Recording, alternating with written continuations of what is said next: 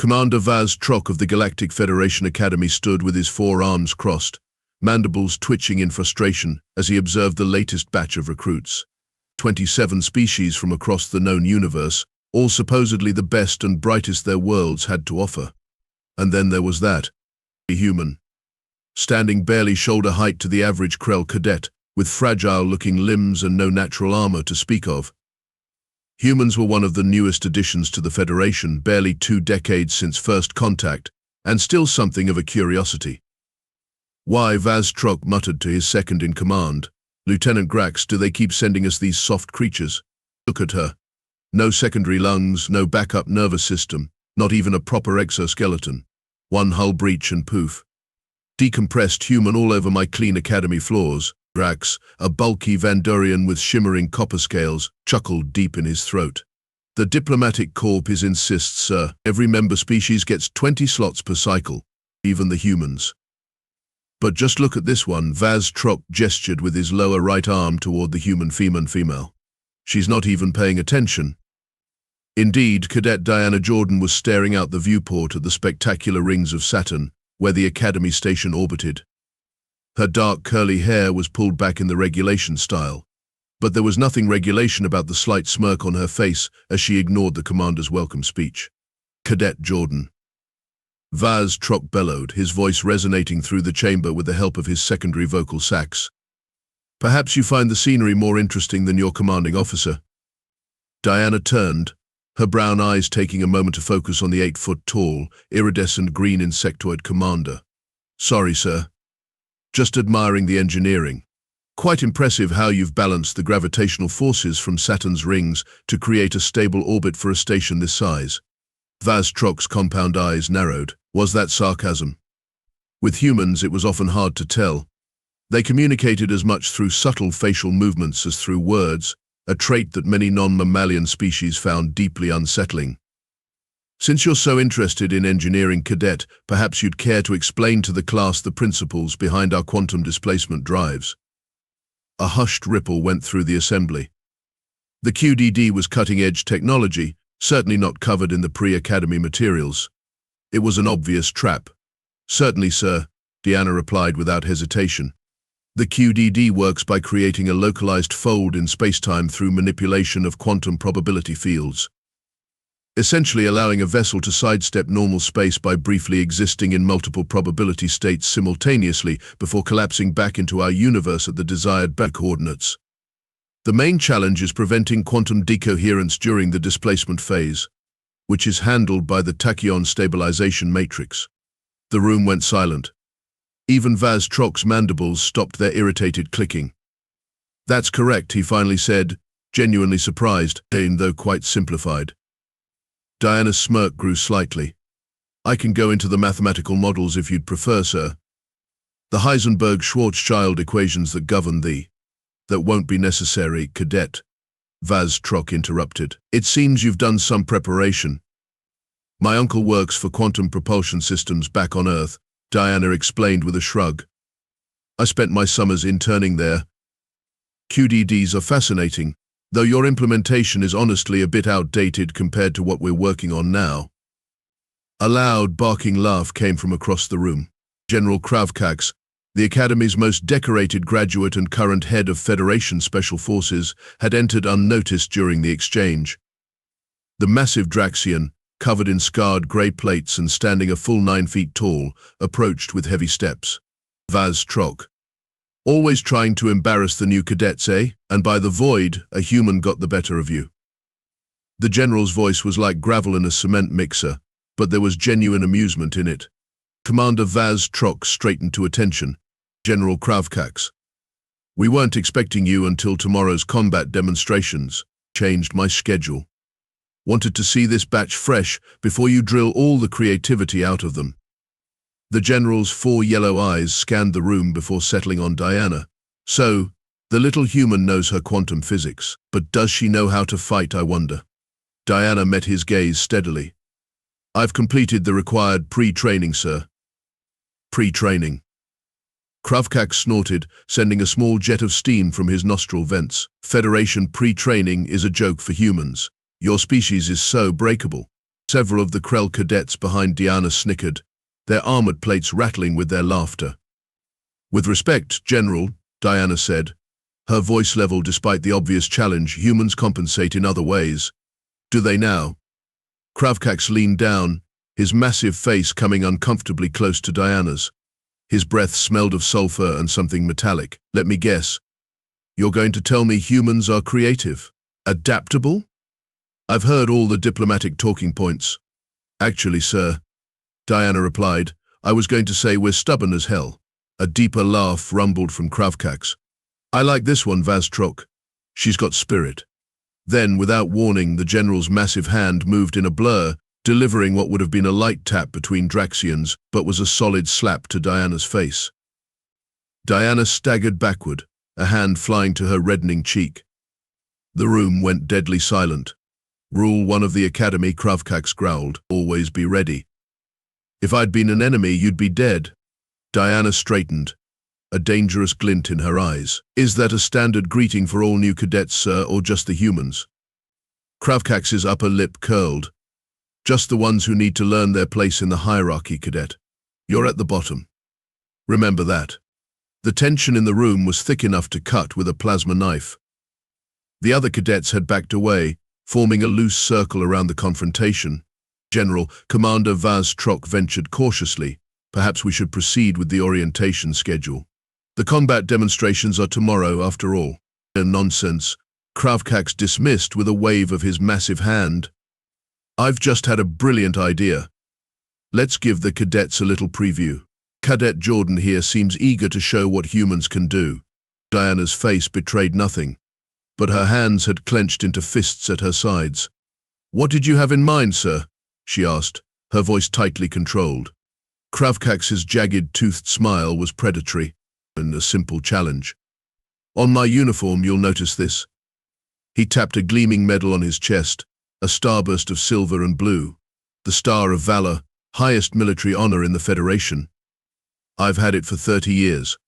No one has ever touched it without my permission. He leaned down again, yellow eyes boring into Diana's brown ones.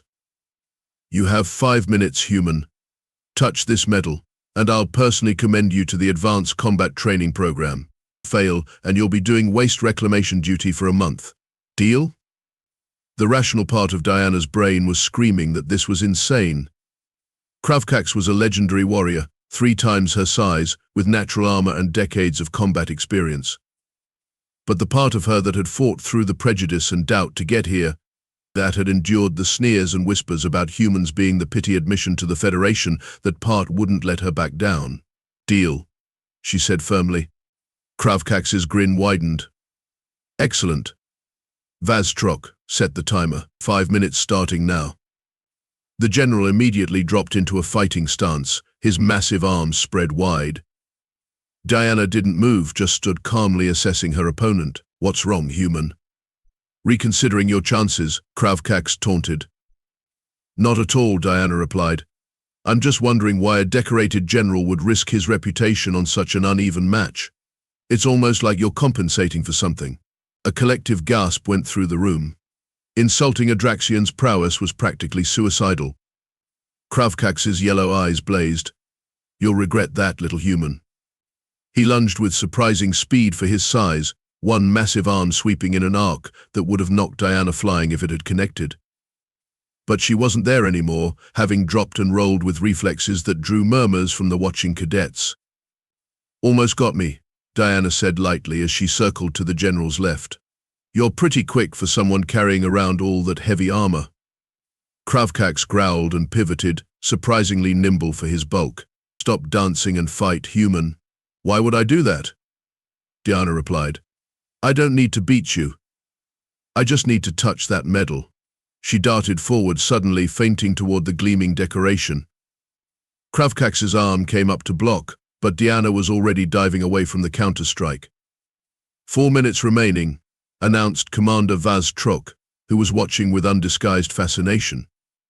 The next few minutes followed a similar pattern. Diana would probe, feint and retreat, never fully committing to an attack. Kravkax was growing visibly frustrated, his movements becoming more aggressive and less controlled. Stand and fight properly. he bellowed after a particularly nimble evasion left him swinging at empty air. Sorry, did you want me to pretend this is a fair fight? Diana shot back, ducking another swipe. Because where I come from, we call this survival against overwhelming odds, and we get pretty good at it. 3 of the alien cadets were exchanging what looked like currency, apparently having started betting on the outcome.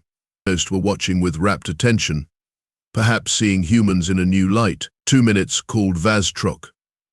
Kravkax changed tactics, becoming more defensive, his massive arms now held closer to his chest, protecting the medal. Running out of time, human, he grunted, and I'm not even tired yet. Diana, on the other hand, was breathing hard. Despite her agility, the constant movement was taking its toll, especially in the stations slightly higher than Earth gravity. 1 minute 30 seconds, Vazz'Trok announced. Diana stopped circling and stood still, arms at her sides. You know, General, I've been thinking. Kravkax narrowed his eyes, suspicious of this sudden change. Have you now? Yes. About Rule 1 of the Academy. Always be ready, you said. Diana smiled, and there was something in that smile that made even the battle-hardened General tense slightly. But there's something humans understand better than most species. And what's that? Kravkax demanded, not relaxing his guard. Misdirection. Diana replied simply. Before anyone could process what was happening, Diana had pulled something from her pocket and thrown it directly at Kravkax's face. The object exploded in a blinding flash of light and a cloud of fine powder. What the? Kravkax roared, reflexively bringing his hands up to protect his sensitive eyes. In that split second of distraction, Diana was moving. Not toward the General as everyone expected, but toward the wall behind him. 2 quick steps and she was running up the smooth surface, using her momentum to carry her several feet vertically before pushing off in a backward flip that sent her sailing over Kravkax's head. As she passed over him, her hand shot out, fingers brushing against the star of valor on his chest. She landed in a crouch behind the still disoriented General, a triumphant grin on her face. Got it, she announced calmly. Silence fell over the room. Kravkax turned slowly, blinking powder from his eyes. His expression cycled through shock, disbelief, and finally reluctant respect. Timer? He asked gruffly. Commander Vazz'Trok checked the display. 3 minutes and 42 seconds, sir. A low murmur spread through the assembled cadets. The human had done it, with time to spare. What was that? Kravkax demanded, gesturing to the remnants of the flash powder on his uniform. Standard issue emergency flare powder, Diana explained, and compressed into a small capsule. We were all issued them in our survival kits. She gestured to the other cadets, who looked suddenly guilty for not thinking of this themselves. That's cheating, sputtered one of the Krell cadets who had been laughing earlier. Kravkax held up a massive hand for silence. Is it? He asked, looking directly at Diana. Did I specify any rules beyond touching the medal within 5 minutes? No, sir, Diana replied confidently. You did not. And the General's rumbling laugh started low and built until it filled the chamber. Exactly right. In real combat, there are no rules, only survivors and the dead. He turned to face the assembled cadets. Remember this day. Cadet Jordan didn't win by being stronger or having better natural weapons. She won by using what she had, including her brain. He turned back to Diana and, to everyone's shock, gave her a formal Draxian salute, fist to opposite shoulder. As promised, Cadet. I'll personally see that you're admitted to the Advanced Combat Training Program. The Federation needs soldiers who can think, not just fight. Diana returned the salute, Federation style. Thank you, sir. As Kravkax moved away to speak with Commander Vazz'Trok, the other cadets surrounded Diana, bombarding her with questions and, from some, newfound respect. The Krell who had called her a cheater skulked at the back, mandibles clicking in irritation. But Diana wasn't paying attention to any of them. Her eyes were fixed on General Kravkax, who was now examining his medal more closely. His expression had changed, becoming thoughtful, even concerned. Because what no one else had noticed in the excitement was that Diana hadn't just touched the star of valor, her fingers had stuck something to its back, something small and practically undetectable. The real challenge was just beginning. 20 hours later, the new cadets were assembled in the Academy's massive combat training arena. The circular space, ringed with tiered seating, was designed to accommodate the various combat styles of all Federation species, with adjustable gravity, atmosphere, and lighting. Today, it was set to standard Federation norms: gravity at 1.15 Earth standard, atmosphere rich in oxygen with traces of methane for the methane breathers, and lighting that favored neither nocturnal nor diurnal species. Fair, but uncomfortable for everyone. Commander Vazz'Trok stood at the center of the arena, flanked by several Academy combat instructors representing different species.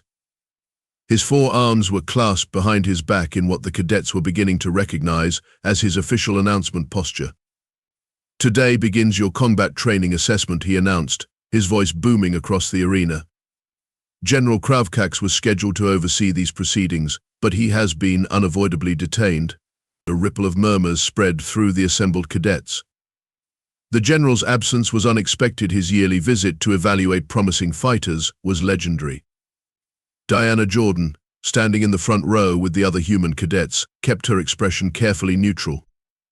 But the Lumos cadet beside her, a bioluminescent humanoid named Firo, noticed the slight twitch at the corner of her mouth. "You know something," Firo whispered, his skin pulsing with curious blue patterns. "About the general." Diana glanced sideways at him. "Why would I know anything?" "Because you're wearing that same look you had right before you flipped over him yesterday. Like you're calculating something." "Cadets. Attention," barked Vazz'Trok, cutting off their whispered conversation. "As I was saying, General Kravkax sends his regrets. In his absence, the demonstrations will be conducted by our regular instructors. First up, close quarters combat techniques." The day progressed through a series of increasingly demanding combat scenarios. Diana performed well, though not exceptionally. What she lacked in brute strength, she made up for in speed and technique.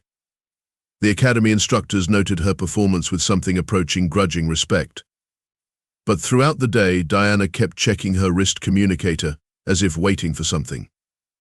During the midday meal break, Firo cornered her in the mess hall. "All right, out with it, Jordan. What did you do to the general?" Diana looked around cautiously before leaning in. "What makes you think I did anything?" "Because I've been watching you. You keep checking your communicator. And you weren't surprised when Vazz'Trok announced Kravkax wouldn't be here." Diana took a bite of her protein cube, chewing thoughtfully. "Let's just say the general might be learning a valuable lesson about underestimating humans." "What does that mean?" Firo pressed, his skin now pulsing with urgent orange patterns. Diana was saved from answering by the arrival of Zarth, a Krell cadet who had been among those laughing at her the previous day. Unlike then, his demeanor was now almost deferential. "Jordan," he clicked, mandibles moving in what passed for a tentative greeting among his species. "That was impressive work in the grappling exercises." "Thanks," Diana replied, genuinely surprised by the compliment. "Your exoskeleton gives you a solid advantage, though." "Yes, but you used leverage effectively." Zarth paused, then added, "There's a rumor going around about General Kravkax. They say he's in the medical bay." Diana's eyes widened slightly. "Is that so? What happened?" "Nobody knows for certain. Some say it has something to do with his medal, the Star of Valor." Zarth's compound eyes studied her face carefully. "The same medal you touched yesterday." Before Diana could respond, alarms began blaring throughout the station. Red emergency lights pulsed along the walls, and automated announcements began repeating in multiple languages. "Attention all personnel. Security breach detected. Lockdown protocols engaged." "This is not a drill." "Repeat. This is not a drill." Chaos erupted in the mess hall as cadets from 24 species reacted according to their instincts. Some froze, others moved toward exits, and a few, like the silicon-based Thrax, began deploying natural defensive mechanisms. "Cadets." Commander Vazz'Trok's voice cut through the panic, amplified by both the station's communication system and his own impressive vocal capacity. "Remain calm and proceed to your assigned emergency stations." Diana's communicator buzzed against her wrist. She glanced down, saw the message flashing across its screen, and allowed herself a small smile. "What is it?" Fira asked, noticing her expression. Nothing, Diana replied, quickly tapping the device to dismiss the message. Just my emergency assignment. I'm supposed to report to Level 7, Section C. Fira frowned, his skin pulsing with confused yellow patterns. That's strange. Level 7 is administration, not emergency stations. Look, I need to go, Diana said hurriedly. Follow protocols, okay? This could be serious. She slipped away before Fira could ask more questions, weaving through the crowd of panicking cadets with practiced ease. But instead of heading toward the lifts that would take her to Level 7, she ducked into a maintenance corridor, making sure no one was watching. Once alone, she pulled out her communicator again and checked the message. Phase 2 complete. Security systems compromised. You have 15 minutes. Meanwhile, in the Academy's medical bay, General Kravkax was roaring with frustration as the medical staff tried to keep him contained. I demand to be released. He bellowed, his massive frame barely contained by the reinforced medical bed. This is absurd. I feel fine. Dr. Neelix. The Academy's chief medical officer, a Vexarin with 6 tentacle-like appendages and a calm demeanor that came from centuries of dealing with difficult patients, waved a scanner over the general's chest. The readings are quite clear, General, Dr. Neelix said soothingly. Your circulatory system is showing signs of severe stress and your neural patterns are highly irregular. Until we determine the cause, you must remain under observation. This is outrageous. Kravkax attempted to rise, only to find himself restrained by medical force fields. I was fine until that blasted medal started buzzing. Dr. Neelix's eye stalk swiveled with interest. Buzzing? You didn't mention that before. Because it's not buzzing now, Kravkax growled. It stopped as soon as your staff took it for analysis, which means someone tampered with it. And I have a pretty good idea who. The doctor's communication device chirped. Excuse me, General. The Vexarine moved to a corner of the room, tentacles manipulating the device. After a moment, Dr. Neelix's color shifted to a concerned pale green. What is it? Kravkax demanded. The station is under lockdown. Security breach. What? The general's roar was loud enough to rattle the medical instruments. Release me immediately. If the station is under attack. The protocols are clear, General, Dr. Neelix interrupted firmly. Medical quarantine takes precedence, especially when it involves a high-ranking officer who may be compromised. Compromised? Kravkax's yellow eyes bulged. How dare you suggest? Your medal, General, Dr. Neelix said, calling up a holographic display. Our analysis found this attached to the back. The display showed a magnified image of a tiny device, no larger than a grain of sand, adhered to the Star of Valor. What is that? Kravkax asked, his anger momentarily replaced by confusion. We're not entirely sure, Dr. Neelix admitted.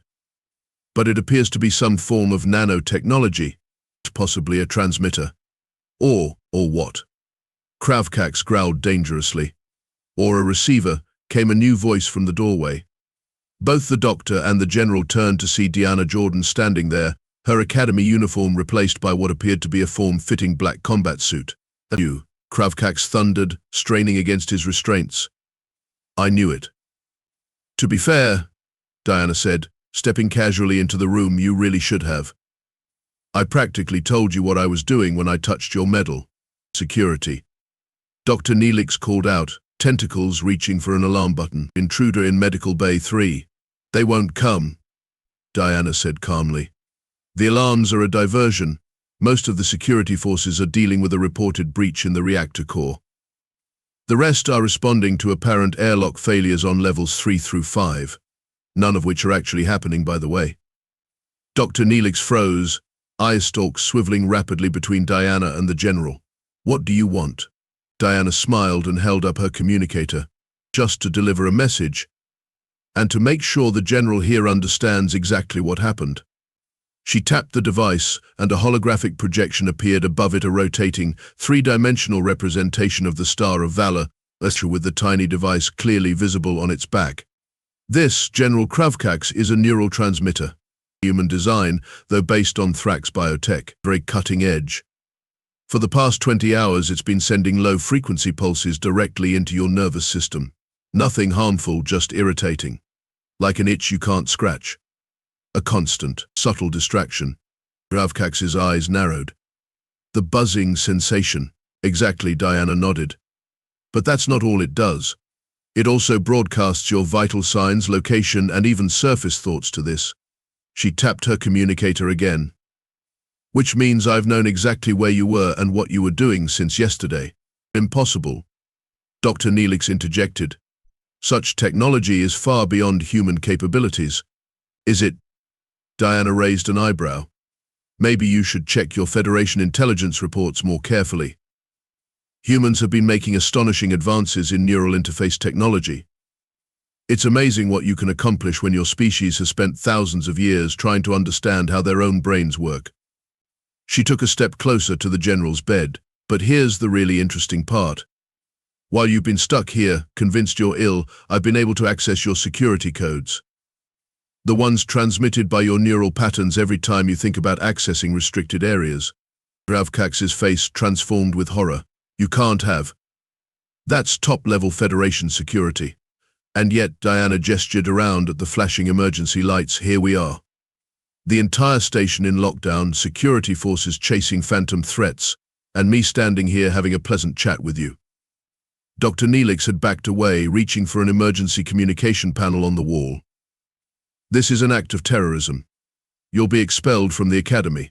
Imprisoned. Oh, I don't think so, Diana replied, her voice suddenly hard.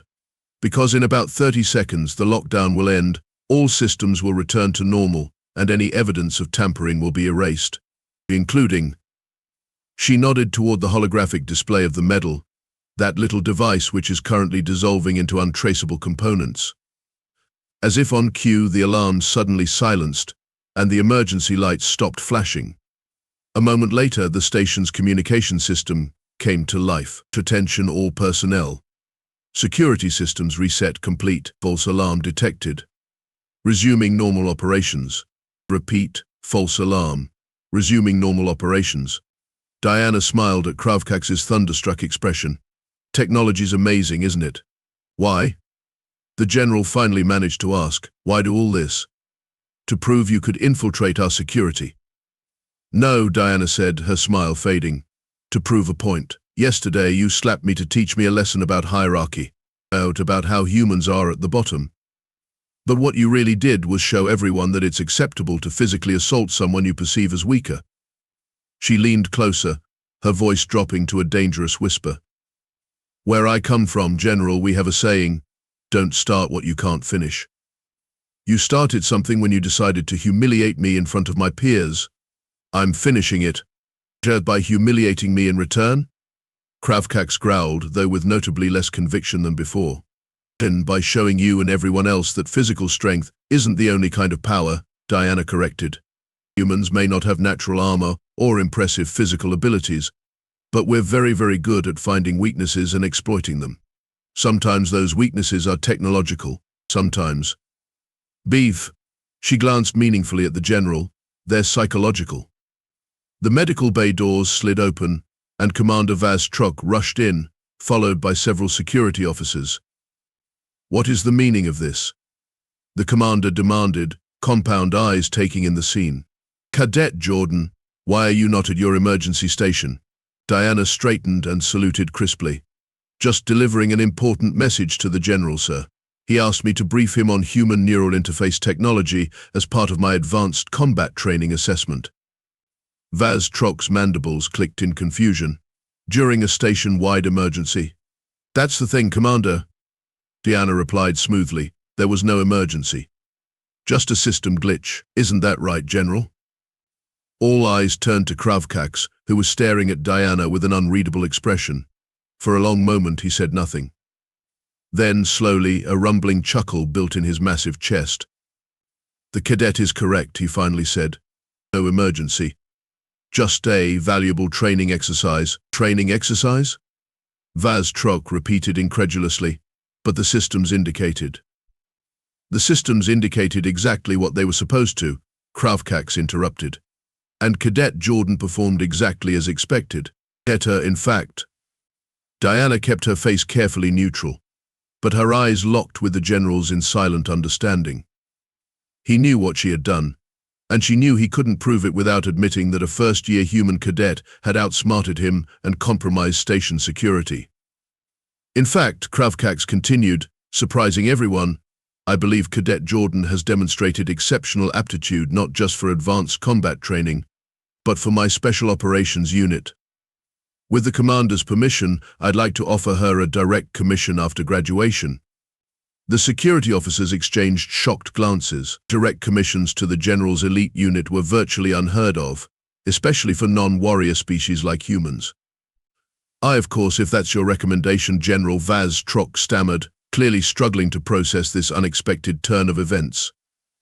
It is, Kravkax confirmed, never taking his eyes off Diana. Cadet Jordan understands something crucial about warfare that many never grasp. True victory isn't about who's stronger. It's about who's smarter, who's more prepared, and who's willing to do what's necessary. He finally smiled, a fierce baring of jagged teeth that was somehow both threatening and respectful. And she understands that sometimes the best weapon isn't a plasma rifle or battle armor. Sometimes it's making your enemy underestimate you until it's too late. Diana returned the smile with one of her own. Thank you, General. I look forward to learning more from you. Oh, I think we'll be learning from each other, Cadet, Kravkax replied. Now, if the doctor would be so kind as to release me, I believe we have combat demonstrations to oversee.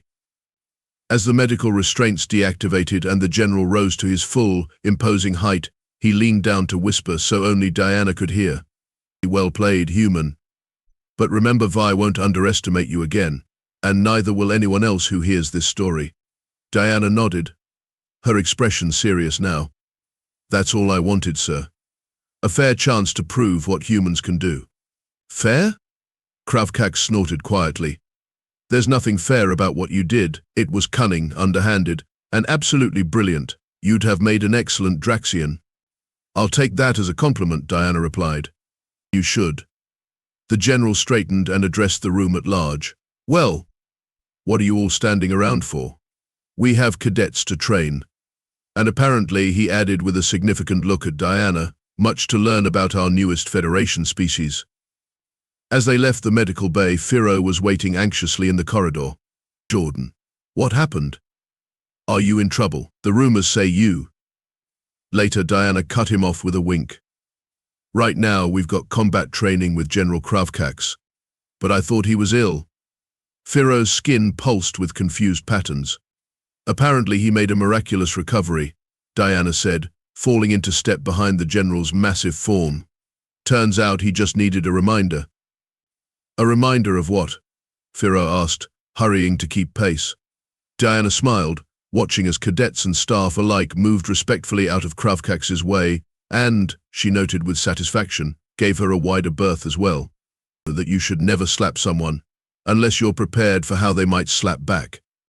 Behind them, the tiny device that had been attached to the Star of Valor completed its dissolution, leaving no trace of its existence except a lesson that would be remembered throughout the Academy for years to come.